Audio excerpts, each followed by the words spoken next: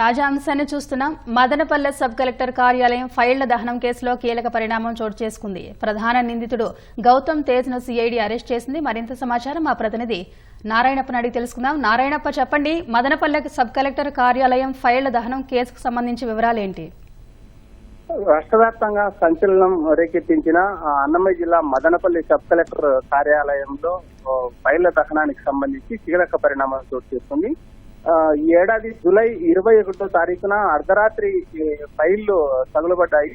దీనికి సంబంధించి ఫైళ్ల దహనానికి సంబంధించి అది ప్రమాదవశాత్తు జరిగిన సంఘటన కాదు, ఫైళ్ల దహనం వెనకాల కుట్రకోణం ఉంది అని భావించిన ప్రభుత్వం చాలా సీరియస్ గా పరిగణించింది ఈ సంఘటనను. ఈ నేపథ్యంలోనే హుటాహుటిన అమరావతి నుంచి ప్రధాన కార్యదర్శి, అదేవిధంగా సిఐడి చీఫ్ మదనపల్లికి వచ్చి ప్రాథమికంగా విచారణ నిర్వహించిన తర్వాత ఇది ప్రమాదవశాత్తు జరిగిన సంఘటన కాదు, దీని వెనకాల కుట్రకోణం ఉందని చెప్పి కేసు నమోదు చేశారు. ఇందులో భాగంగానే అప్పటి మదనపల్లి సబ్ కలెక్టర్ కార్యాలయంలో ప్రమాద సంఘటన జరగడానికి ముందు పనిచేస్తున్న ఆర్డీఓను, అదేవిధంగా ఇతర అధికారులందరినీ వారం రోజుల పాటు విచారించారు.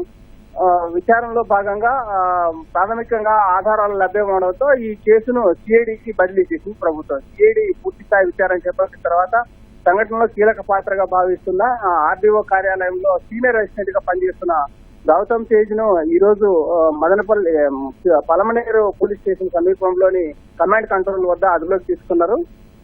గౌతమ్ తేజ్ తో పాటు ఈ సంఘటనకు సంబంధించి ఉన్న అందరిపైన పూర్తి స్థాయిలో విచారణ నిర్వహిస్తున్నా, అందరి కోసం గాలింపు చర్యలు చేపడుతున్నామని, ఈ పరోక్షంగా ప్రత్యక్షంగా ఫైళ్ల దహనం కేసులో నిందితులైన వారిని అందరినీ అదుపులోకి అరెస్ట్ చేస్తామని చెప్పి సిఐడి అధికారులు ప్రకటించారు.